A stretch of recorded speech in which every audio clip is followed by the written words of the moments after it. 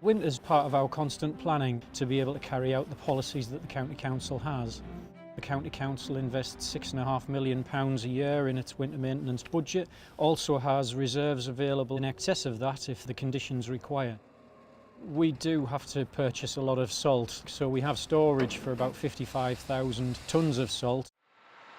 We get the salt from Bolby Potash Mine, and that's coming in continually to keep the salt topped up. We've got 7 primary depots and then a number of satellite depots around the county, all with salt barns. On a normal winter week, we would check weekly in terms of the salt stocks.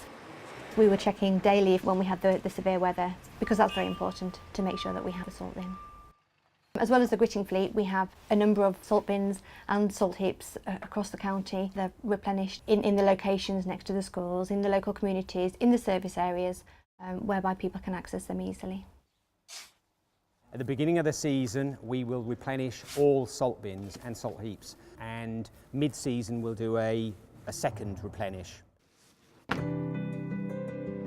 With a county as large as ours, we do have to prioritise in order to keep the main routes, the main bus routes open. The network's divided up into 3 priorities, priority 1, 2 and 3. The priority 1, which is the most important, is built up of the key strategic roads, and then the priority 2s are linking those roads into key communities of hamlets and small villages, and then the priority 3 network is the rest. Whilst we have 86 gritters, they are spread very thinly, and so we have to concentrate on the strategic routes first, then we drop onto the priority 2 routes after that.